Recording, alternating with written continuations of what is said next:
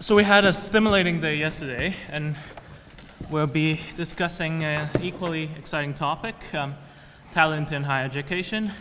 My name is Lik Hang Shui, and I'm a lecturer here in Oxford in Chinese history. I'll talk a bit about the challenges that junior faculty face, and then in the individual level, and then Andrew will talk about recruitment and retention of talent, and Alec will talk about university partnerships. And I think we'll limit our presentations in 5 to 10 minutes, and then we'll break up. So, I've just completed my doctorate last week, and thank you. And I've only taught in Oxford for 2 years. So there's no way that I can claim to command the experience in higher education that many of you do. But my advantage to this is that I come to this as a newcomer and as an early faculty member. So all of this is very fresh as I head up on my learning curve. So running the risk of being too self-obsessed, I'd like to reflect on my own experiences, first as a student and then a faculty member in higher education, and try to link them to the themes of the session that we have on talent today. And by sharing with you my not too lengthy journey in this sector, I hope to give you some of my thoughts on talent and the movement of researchers in higher education, especially the challenges that they face, especially from a personal point of view, so that I can highlight some of the considerations that junior researchers have, and see what everyone thinks about what can be done to attract researchers and build their capacities across Africa and Asia. So our session here is mostly focused on university faculty. But first of all, I just want to say a bit about students, because higher education talent, they all have to go through this transition, right? As I am myself, from studenthood to an academic career. So my own background is in history and Chinese studies, or what some would call sinology. Came here to Oxford 6 years ago as a Rhodes Scholar after growing up in Hong Kong and Canada, and having done my first degree in Beijing.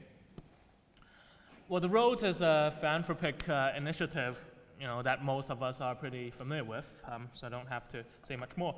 But to be able to take up this thesis of mine, this postgraduate study, in a topic like medieval Chinese history in Oxford, I think that should also be cast against the background of globalizing research university scene and increasing student mobility in recent decades. I think what it means is that we're facing an unprecedented flow of human talent and researchers to be. They're moving around and acquiring training and all sorts of skills from multiple backgrounds. So in the fifth year of my DPhil, that's last year, I had the fortune to become a lecturer in the China Center here. Was I prepared for the job at the time? I wasn't really sure. So I was expected to teach an undergrad course on my own, but I hadn't received any pedagogical training other than a half-day workshop here in Oxford. So relating this sort of situation that I was faced with to one of the issues in talent development, especially in research universities, I would say, one of the questions that we might be able to think about is that, have we done enough to train people who go on to become faculty members? What lessons are there for our African and Asian institutions? I'm all personally, myself, all for research-informed teaching. But for many early career people like myself, the time and energies for doing both at the same time, is very limited, even though we face many publication requirements. After all, teaching takes a lot of time, preparing for teaching, especially if you're doing it for the first time. But the institutional flexibility to link research to teaching for junior faculty is also limited. I certainly did not get to choose what courses I teach in my first year. So juggling both research, so trying to publish, and teaching, my DPhil dragged on a bit, and I've just had my oral defense last week, as I've just said. So, and this teaching job is a one-year contract, so it's coming to an end now. And I come to another challenge that many junior researchers face, and that is uncertain employment. Those who completed their PhDs recently often risk long-term stints in multiple postdoc positions with little security. The knock-on effects of this often include far from ideal working conditions, inadequate job security, and underfunded pension provisions. All things that researchers have to worry about when they make their career choices and when they decide where to move to. Many stakeholders are not too willing to change the system as long as they're rewarded with grants to pay for researchers that help them and the publications that their staff help to produce. And institutions also are sometimes reluctant, since they often receive funding for PhD studentships and for projects. But is it that junior researchers that they are facing a gruesome destiny, in this time of employment insecurity? Not really, as I see it. Well, as I read, from a piece on higher education, writer has commented that suspects the future of the academic career lies in employed work, both at higher education institutions, but also in private organizations, and even freelance writing and consultancy. And comments that a career built along these lines might allow more freedom of thought, more opportunities to undertake work that contributes to society rather than just the institution's reputation, and a closer understanding of the real issues in practice. I would be very interested in knowing what you think about this view of sort of a new model in employment in higher education, especially in the context of African and Asian universities. How will employment of insecurity in many institutions in the developed world affect the ways in which African and Asian universities attract and develop talent? And what will be the strategies that they should adopt or avoid? These may be questions worth discussing in our breakout session. So, now having done my doctorate and my teaching stint here, what next? Next month I'll be starting a postdoc research job in the US, working on a digital humanities project in Chinese history. And what's interesting about that is, I think, for the purpose of our discussion, is that it is an example of international collaboration, that project. In some of the sessions, we have already discussed collaborative models for higher education. And as for the project that I will be it's funded by a foundation set up by an American in order to fund academic study of Chinese history, and it's a dual appointment between Harvard and Beijing University.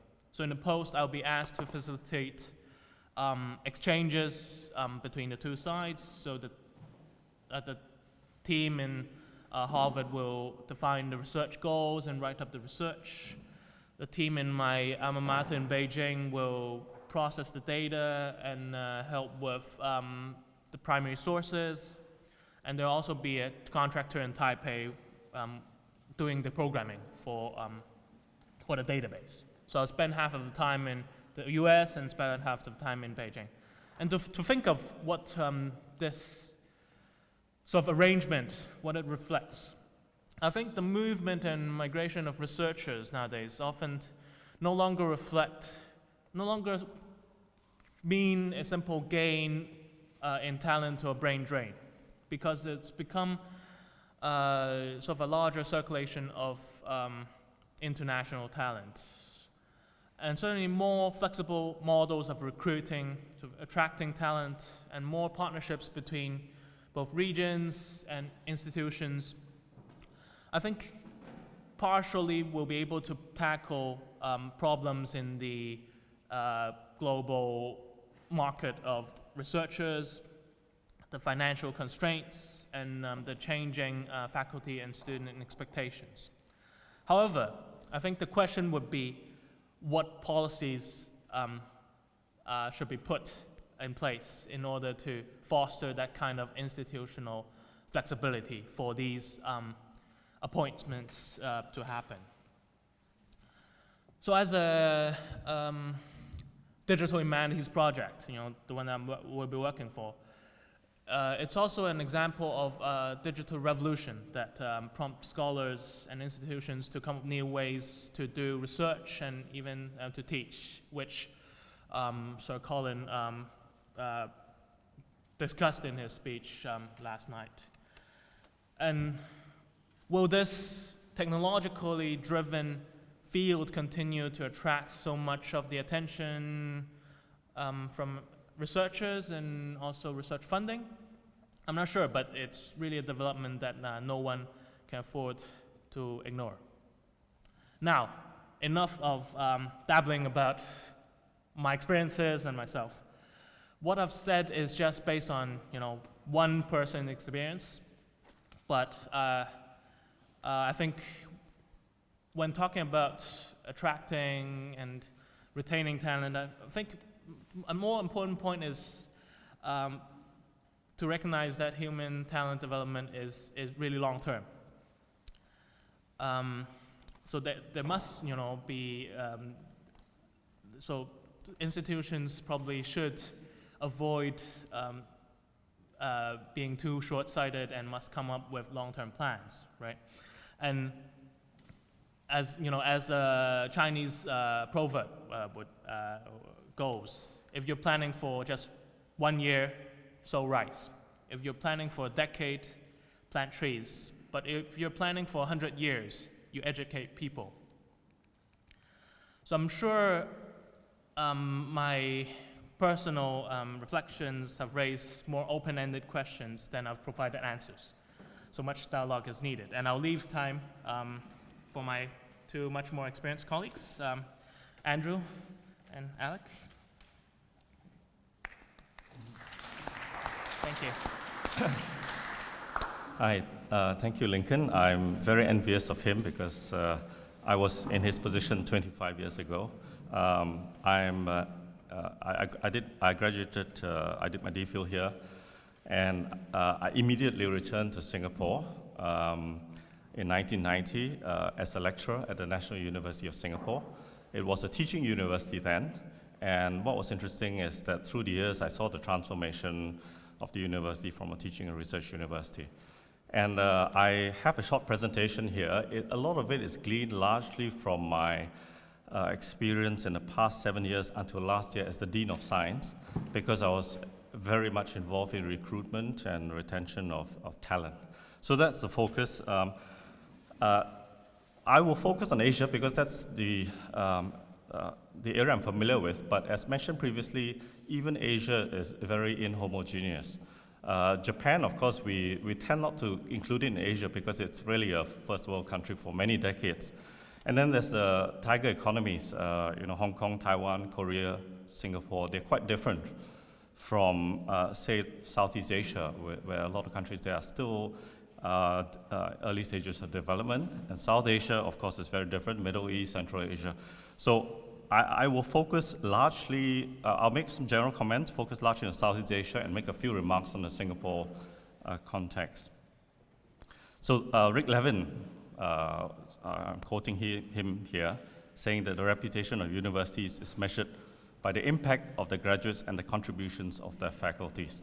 So I would postulate that talent is the single most important factor for success for a university, and I think, I'm sure you agree with that, and I would go so much to say that it is not funding or other resources that determines the success of a university. It does facilitate it, but funding in itself can be used in ways that may not be helpful for development of universities. So I'll show you a few well-known examples.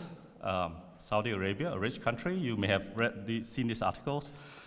So this article talked about a story of someone, astrophysicist from Harvard, who got an offer of an adjunct professorship, $72K a year. He just has to come 1 or 2 weeks a year to supervise a few students.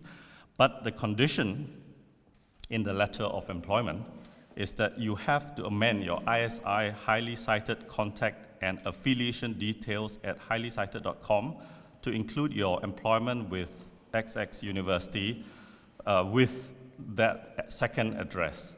And naturally, the university shot through the rankings because they had suddenly overnight many highly cited researchers. So, but does that build capability? That's a good question. I mean, if you have a lot of money, that's one way to do it.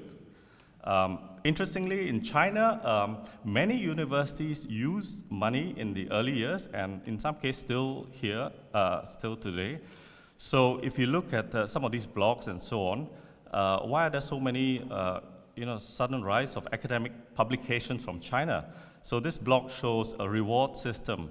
For example, the higher the impact factor of your paper, the larger your bonus, as it were. If you publish in Science or Nature, you get US $30,000, and that's not a small sum considering their annual salaries in China.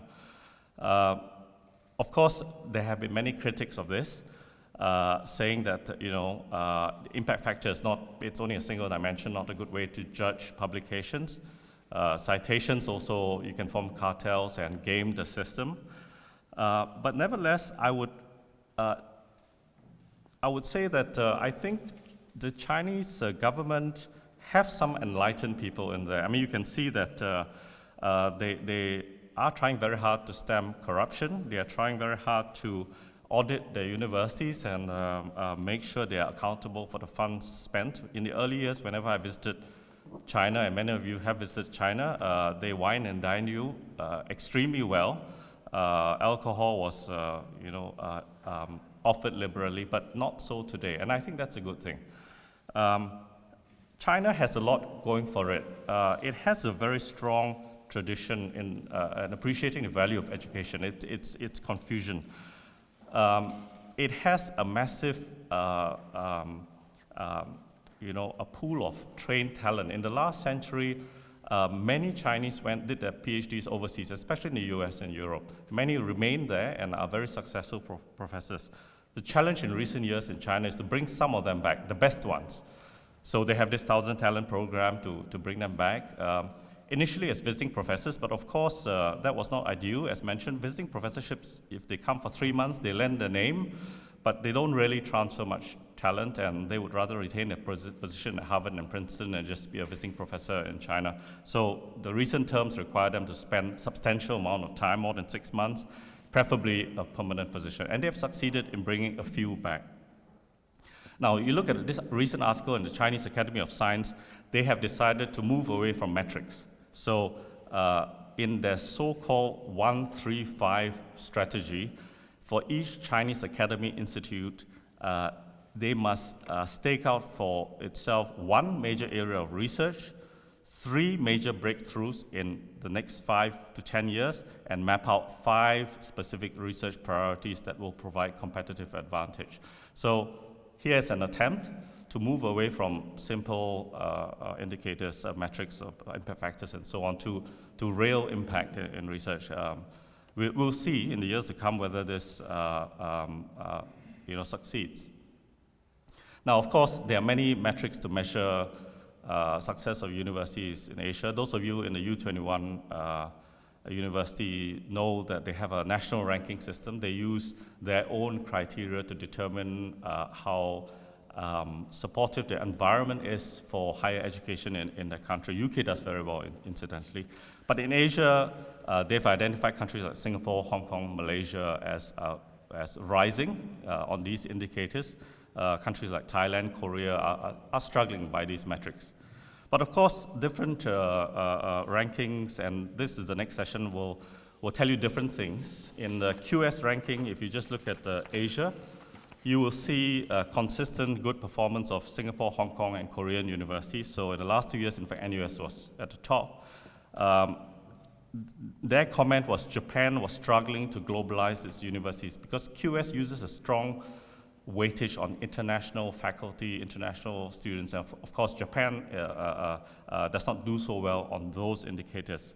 The comment was East Asian top universities like Hong Kong and Singapore with close connections to the Anglo-Saxon universities in the US and UK do well, naturally because under those indicators, if you teach in English, then it's easy for faculty and students to flow back and forth. So again, it depends on the indicators. So the Times Higher Education rankings does not weigh so heavily on those indicators, but they focus more on research citations, bibliometrics, and hence you see University of Tokyo at the top. NUS, Hong Kong, you do well as well, so does Peking and Tsinghua. So you see these indicators tell different things, but as long as we understand what each indicator tells us, I think it may be instructive. So let me talk a bit more about Southeast Asia. Since I'm more familiar with it, in my current position, I help manage capability building programs in Southeast Asia because in Singapore, one of our sovereign wealth funds, Temasek Foundation, gives us funding to do training programs for universities in the region. And I think that's something that we can think about as well. 2 things. There's a program where they bring students from Southeast Asia to NUS, spend a semester. The other program is they bring management, university vice chancellors, deans, and so on, for a shorter program where I give presentations like this to tell you what we have done, and perhaps that might be useful for them in trying to improve their management of their university. But of course, I've also learned a lot from the region because the region is fairly complex. I don't think they can apply the same lessons that we learned in Singapore because they are in a very different, they could be in very different stages of the economic development. So the needs and expectations from higher education is different. The role of the university may be different. In certain countries like Indonesia, Philippines, the key thing they need is trained, skilled labor for the economy.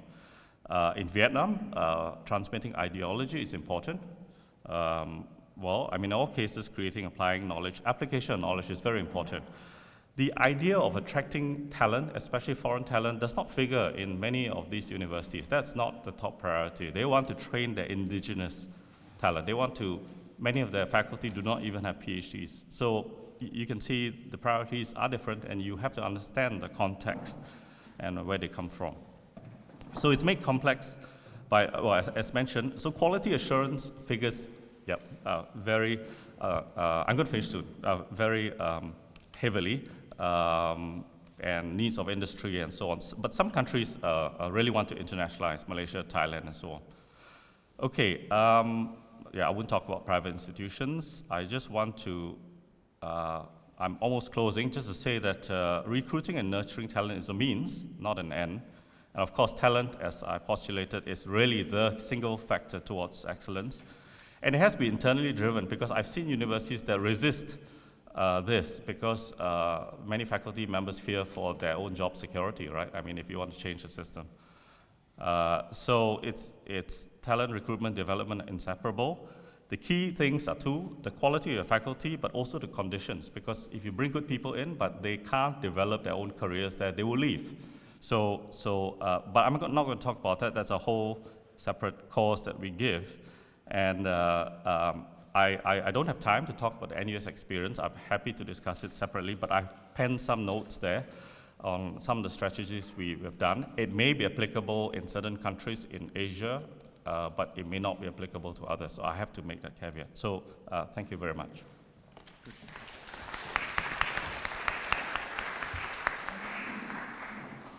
Okay, my name's Alec Cameron. I'm the Deputy Vice-Chancellor at the University of Western Australia, and what I'll be talking about in the next few minutes is opportunities for partnering between what I'll refer to as developing universities, which is my sort of shorthand for universities in the developing world, with what I'll refer to as established universities, which tend to be universities with a longer history in and high ranking in developed countries. I'll be drawing not only on my experience at the University of Western Australia, but also significantly on my previous role when I was Dean of the Business School at the University of New South Wales. I really have 2 points and then several examples I want to touch on. The first point should not be at all controversial, I don't think, which is that the opportunity for talent development at developing universities can be significantly aided and advanced by direct engagement of those universities with established universities. The opportunity to expose staff to the standards, the culture, the behaviour, the practices of leading institutions is the best opportunity to bring on board and adopt and absorb those standards and behaviours and cultures in developing institutions. And hence the opportunity for developing institutions to hire from graduate programs in developed institutions, or to undertake engagement of their academic staff with academic staff at established universities.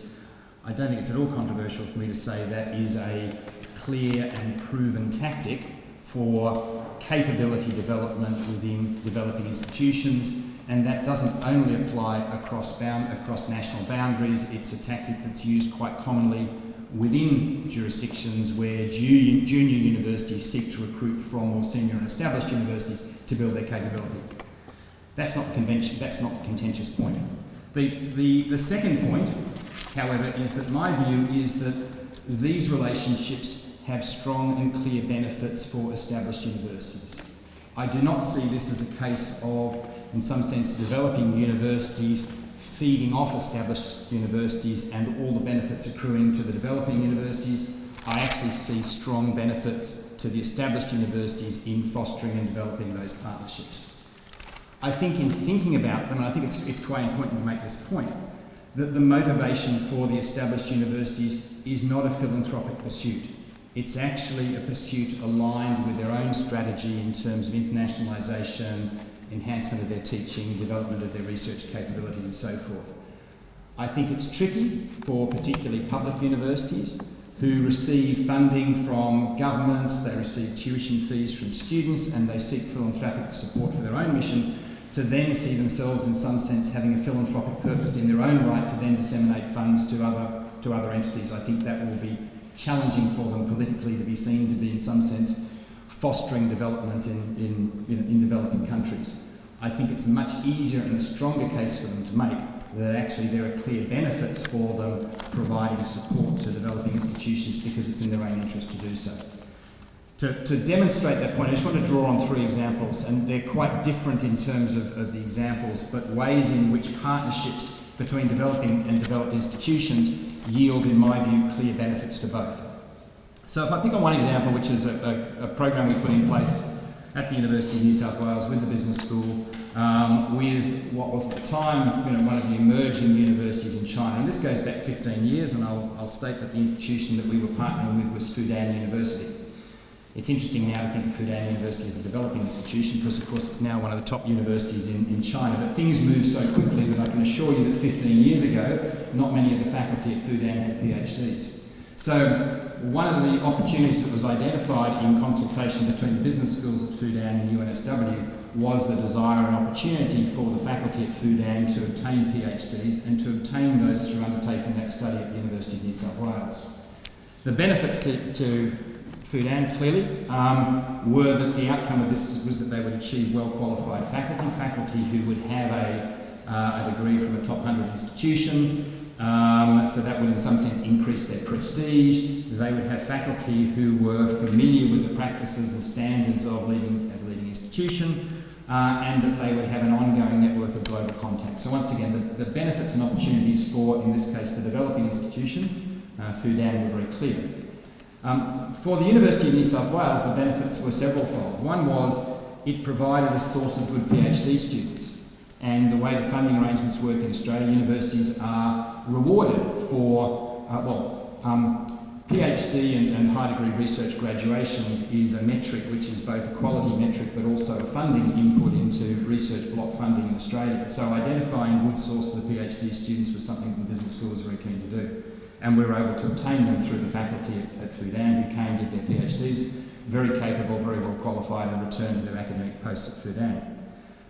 It also enhanced the international profile and exposure of UNSW in Fudan and more broadly in China, and in some sense part of the business case within the university to offset the costs of this support we were providing was that it provided opportunities for us to recruit more fee-paying postgraduate coursework students from Fudan. In some sense we used that to offset the cost. But importantly, and it's proved to be the case, that we built a fantastic foundation of the university which now is, as I've said before, one of the top universities in China, and we have a great relationship with them. Suffice to say, the development of Fudan means that that program no longer continues. They're no longer reliant on having to go to invest in obtaining PhDs for their existing faculty. They're now, their status has increased to a point where they're a destination of choice for some of the top universities, some of the top graduates out of graduate programs to take direct academic appointments at Fudan. And interestingly now, the business school at UNSW has taken this program and in some sense gone to the next tier, which means that they're engaging with universities in destinations like Thailand with the same sort of proposition. And once again, I suspect those universities will also in some sense almost outgrow that program. So that's one example. I'll move quite quickly to the other two. The second one is very, very common. It's just basically the exchange of academic staff for sabbatical and teaching purposes and so forth. I know that Raj in his introduction sort of said he was wary about, in some sense, short-term appointments, but it's certainly a way that I would say even a developed university like the University of New South Wales is very happy to have Nobel laureates and people from, of great prestige from other institutions come, even for short periods, to engage with our high-degree research students, to give seminars, in some sense, to build linkages and to build opportunities and ideas for future research collaboration. Clearly, those sorts of relationships, the opportunity to develop in institutions, once again, is direct exposure to standards and practices. It's about building an ongoing network of global academic contacts, and it's the development of relationships and identification of opportunities for future research collaboration. For the developed institution, once again, these are great opportunities to expand the international network, to potentially identify opportunities for source of future PhD students, to identify opportunities to build our knowledge and exposure of opportunities in the developing world, and to seek other networks and connections as a result of that. The third example I'll touch on briefly, and once again very different in its type, and the example I was going to draw on here is the Indian School of Business in Hyderabad, which will be known to anyone who's in India or people in business circles. This was a case of a very active and direct involvement of a couple of leading business schools in the US, namely Wharton and Kellogg, in the establishment of a new business school in India, which from day one was planned to be, let me say, a highly ranked institution. Probably not quite as cynically as some of the Saudi or approaches in terms of into buying ranking, but at the same time it was very much a case of let's make sure that we bring some top faculty in, let's make sure that provides an attraction for the diaspora of some Indian business academics to come back and teach in the school. Let's make sure we position it from day one as an international world-class institution. Suffice to say, the Indian School of Business, I'm just scanning my notes to recall when it was launched, but suffice to say, within a few years of being launched, it had moved itself into the top 20 ranking on the Financial Times Business School ranking, and there had not previously been a business school that had moved anywhere near that quickly into such a high ranking position, including even the Saudi Business School at the University of Oxford. So in some sense, the ability to, through partnership, leverage expertise and capability, build brand, build reputation through academic staff, was something that was clearly a benefit to the developing institution. But once again, I would suggest that for the developed institutions, for Wharton and Kellogg, it enhanced their brand in India. Once again, it put them positioned very highly.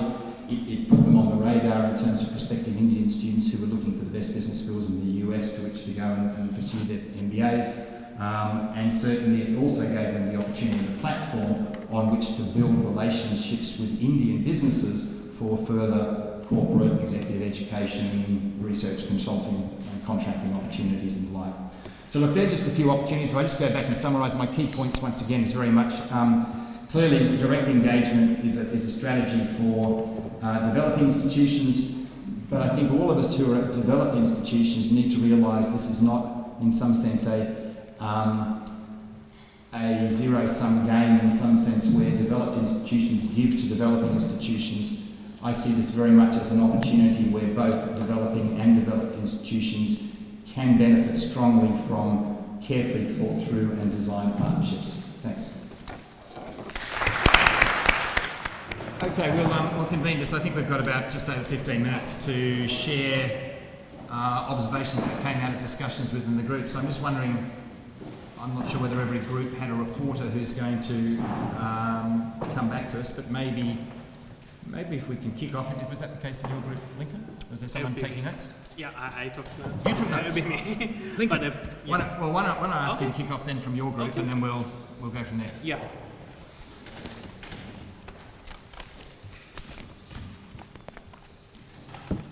Well, first of all, in our group, we started with talking about the importance of not just technical talent, but talent who who emotionally care for the institution and the place that they're working for.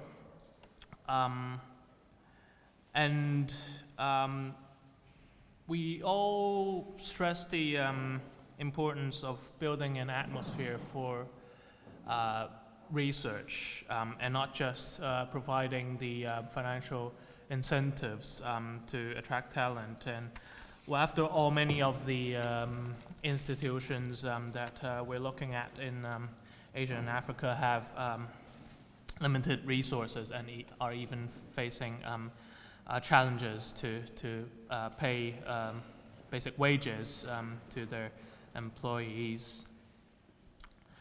And also we recognize that the recruitment challenge is often bigger than retention. So the first step of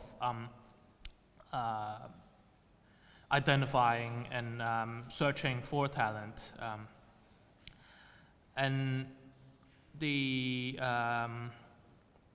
general feeling is that it's tremendously important to find and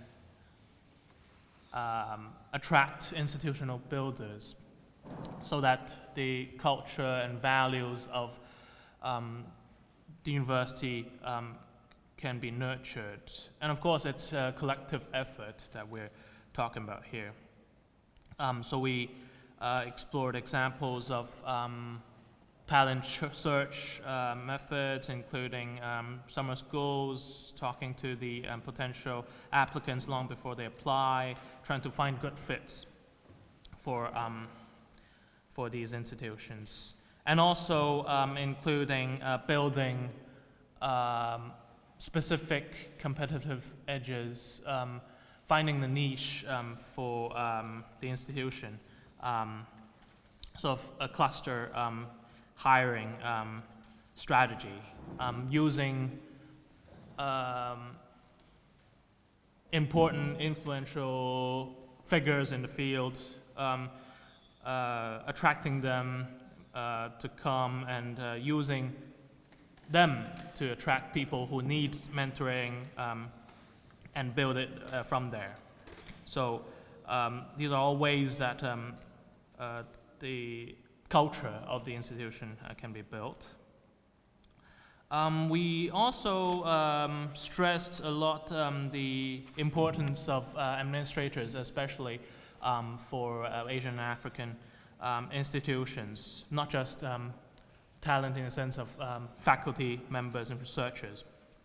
And the main issue that we have identified that they have to face is spending more time on HR issues and putting more effort on revealing the appeal of being an academic.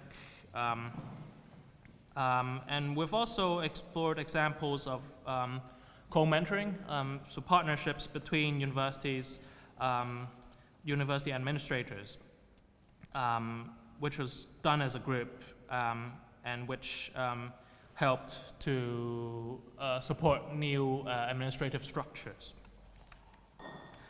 And we thought that these would be especially useful for low trust environments and environments that are less institutionalized in the regions that we're focusing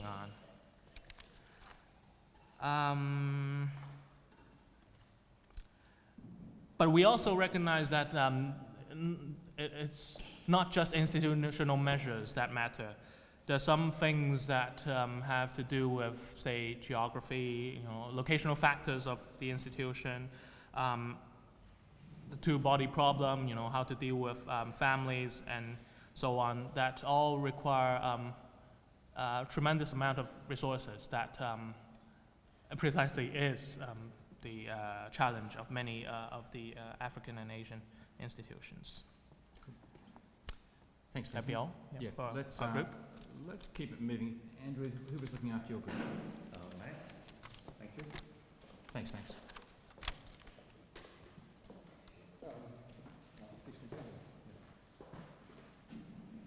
Thanks.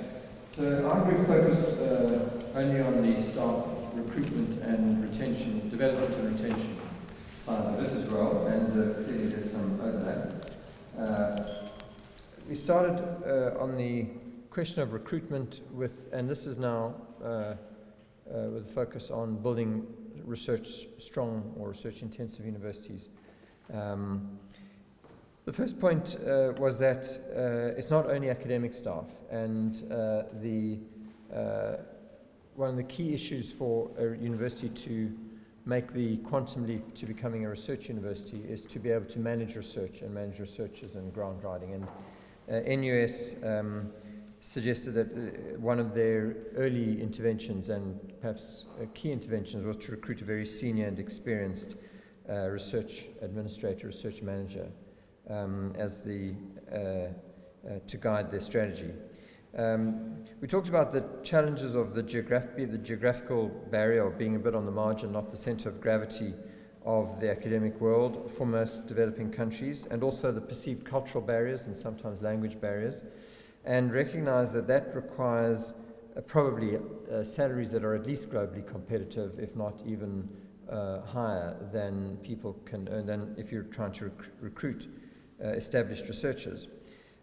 So salaries becomes the key issue. For that, you need to have sufficient autonomy, and we discussed the need for universities and university management to have enough autonomy from government to do a number of things, setting the vision and strategy, but in this case also being able to set salaries. We focused a lot on, well, partly because we had Andrew in our group, but also because National University of Singapore is really the success story in many respects of a university that has made this transition. So we focused a lot on their experience, and we were told that they benchmarked their salaries against the Ohio State survey, so it really is an international salary level. But in addition, they now have about 50% of their staff, of their academic staff, are international. That raised a question further down the line on whether there are political challenges around the need to indigenize, to some extent, the academic workforce, and the challenges both from a point of view of visas and work permits when countries don't want to allow international foreigners to take jobs unless you can prove that there are no locals, and that's a challenge in many countries. But also the political challenges to having such a high proportion of your staff being international when there are demands for things like affirmative action and more locally representative academic faculty. But setting that aside, that's clearly one of the issues university managements need to deal with, is whether there's a cap on the proportion of international staff. If one is going to recruit them, aside from salaries, there are other things. So the question of spousal hires or jobs for partners, and attention to schooling for children, and making sure that these are sorted out as part of the recruitment. Then there's the risk of having a two-tier salary. So most countries would not be able to afford to pay all their professors at the level of an American salary, and may not be appropriate given local standards of living. So how do you deal with the risk, or with the two tiers and the tensions that develops? And is it manageable, or do you have to have a phase-out period, as apparently exists in China, that you have the highest salary for the first few years, and then after a period of time it drops to the standard salary locally?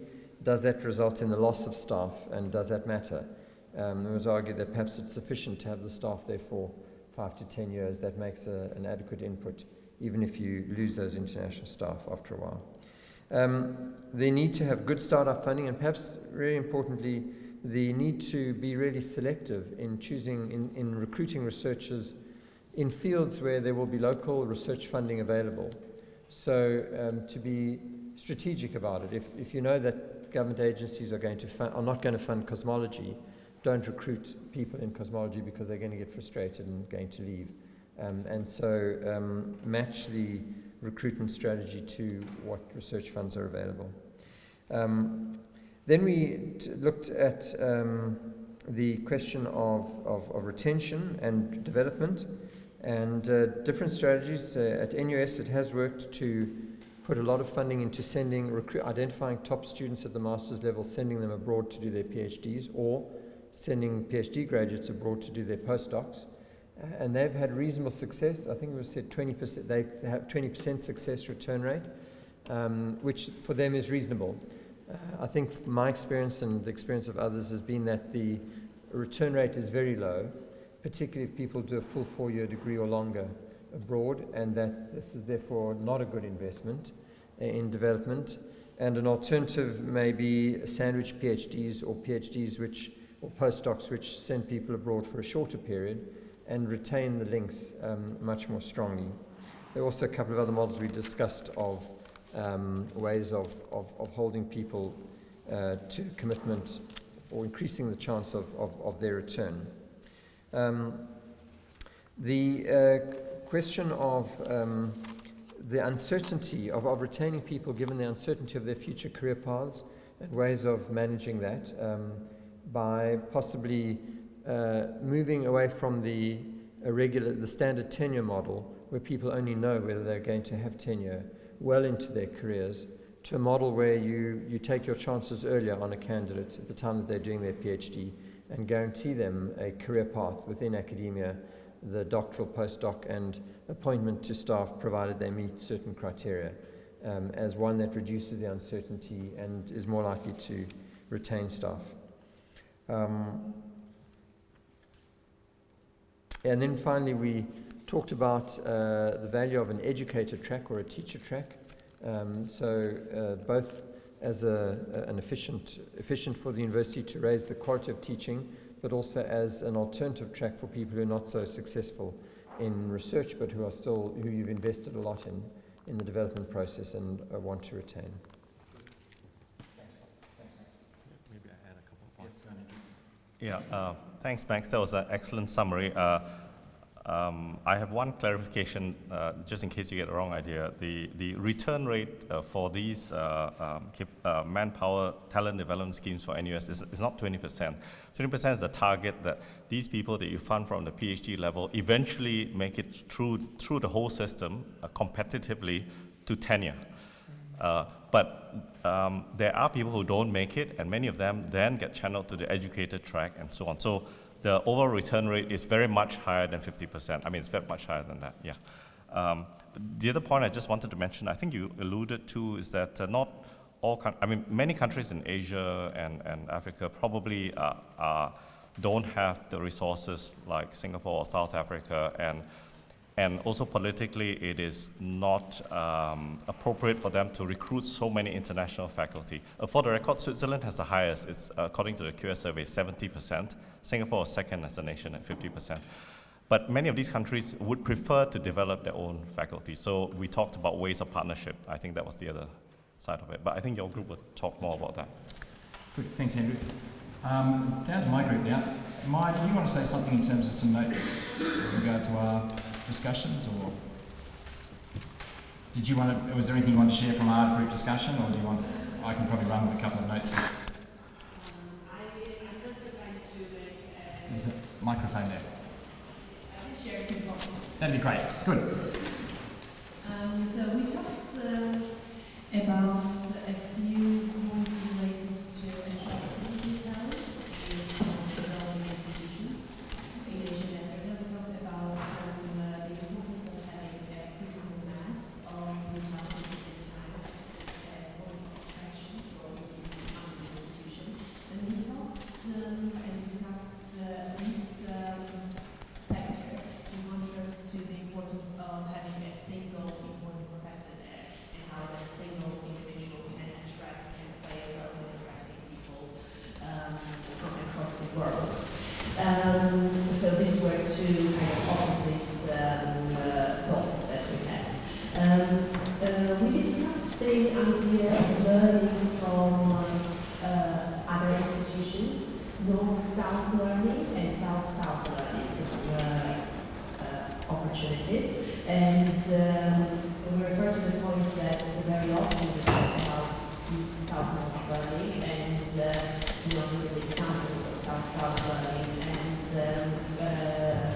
that's really an important area to explore in the future.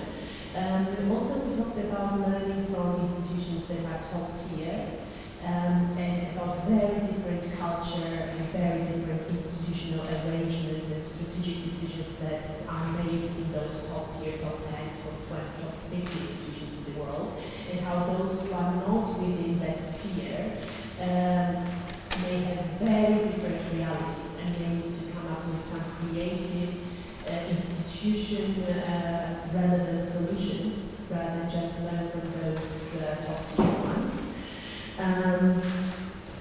Also, I think we talked about being focused, how those top tier ones, like Oxford, Harvard, can afford to attempt to be excellent in any area, in any field, like the example of Side Business School, when Oxford decided to become excellent in the field of business that it has not done before. We thought that it may be better for those institutions that are developing to focus on specific areas, specific fields of science or humanities, because that may be just wiser and more strategic. We talked very briefly about student mobility, attracting talent from students, not only academics, and we talked about the importance of student mobility not only in terms of financial gains from student mobility, but also soft diplomacy. How those countries that attract students from other countries feel those links that may be very important for both sides, politically, economically, socially in the future. And then finally, we talked about student mobility in terms of brain drain and brain gain, and how the countries or funders may impose some obligations for students to return to home countries, and how this tension emerges between the interests of nation states and the interests of individuals who may want to have freedom of movement. So I think this was one of the main points if Anna wants to add anything. Fantastic, thanks, Mary. That was great. I'm conscious of time. I think we've come to the end of the session. Are there any other comments from the floor that people wanted to bring forward?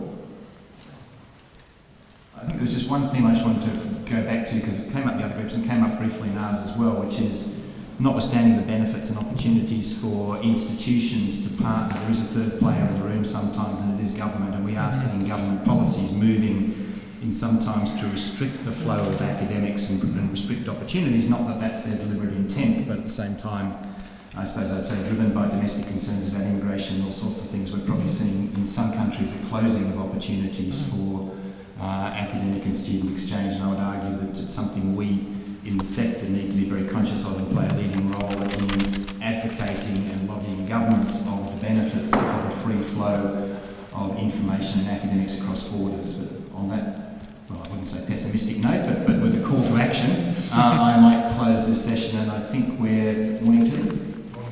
Fantastic. Thanks, everyone.